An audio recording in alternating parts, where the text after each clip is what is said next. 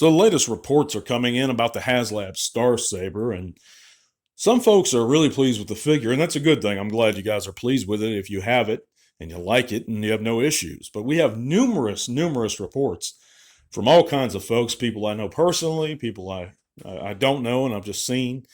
News on the websites that this thing is suffering some serious QC issues.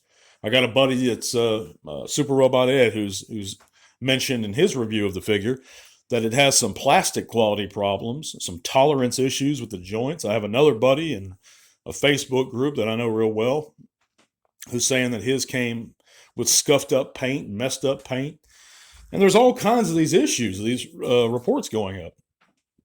And it all falls back, guys. I don't want to be the guy that just says, well, I've been saying this forever and you guys need to be careful and I told you so and all that. That's not right to say, but at the same time, there comes to a point where we have to draw a line in the sand here, guys. And it's not too late to back out or cancel your backing. I don't believe it is, of the Death Source. This is, and I go back to my original point, my original rant for the past year now. Several times I've spoken about this. You're paying, simply put, masterpiece price for a commander class figure. And you're not getting masterpiece quality here, guys. The waffling, they've just come out with a gap filler kit for the Star Saber. That's incredible to me. Why would it need a gap filler kit in the first place? If this thing was a substantial, solid, worthwhile value.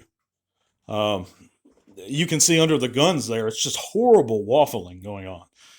Tolerances with it holding its weapons.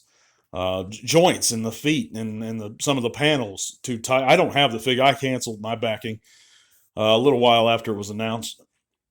I have the masterpiece, but I have to admit, I go back on this.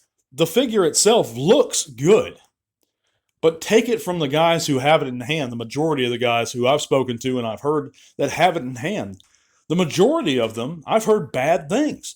QC problems, paint issues, tolerance issues, joint issues. It just goes on and on. The waffling thing. And it should tell us something, guys. We should stop paying these premiums. We have to draw a line in the sand somewhere. And I urge every one of you, to cancel your backing for the Death Source.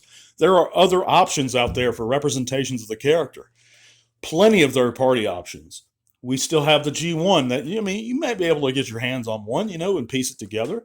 It's not an impossible thing to find. Now, it's expensive as hell. But there's other representations of the characters. I myself have the Planet X Ismenios, a fantastic figure, the same price as the Haslab version of Death Source. And I got to admit, if all you're doing is sticking them on the shelf, you should be fine. You should be happy. But if you're the type to transform, hose, mess around with your figures at all, you guys really need to take caution here. Because that Star Saber is having some serious problems. It's not all hunky-dory. It's not all peaches and cream. And I'm not just being the doom and gloom guy. The reports are actually in concerning this figure. And if they're going to pull it with Star Saber, what are the odds they're going to pull it with Death Source? We have to demand more from what we're paying. If the prices keep increasing, which that's fine, that's justified, I'm fine with that. The quality needs to be maintained. And it's not being maintained, guys. And if the quality's not going to be maintained, then the price don't need to be that high. Did Jetfire need a gap filler kit? No, he did not. The Commander class one. He was not a perfect figure, but a damn good figure. Came with tons of accessories. Like I said, I paid $60. He was $80. He's Commander class. He's the same height as Victory Saber. It's ridiculous. I don't know how you guys can justify this. Now, I don't have the figure in hand. Like I said, he looks good, and I hope you enjoy it if you have it. But I'm telling you guys, it's a word of caution. Please consider canceling that backing. It's not too late. I don't believe it is. To cancel it. Let Hasbro know, and I implore all my listeners to do this if you're able to. There's other options for the character, and you know what? I love Ismenios. I truly love him. He's fun to transform. I mess with him all the time. I don't have a piece that's broken, nothing like that. There's no tolerance issues. He's just fantastic. And he's still available. He's an older figure, but he looks great. I think he even scales better with Chug than the Deathsaurus, but the Haslab one. Their entire model, the Haslab sales model, is flawed to begin with, in my opinion. You know, you're not able to watch a review before you make a big investment in this figure, this expensive-ass figure. It's a Titan-class price you're paying even.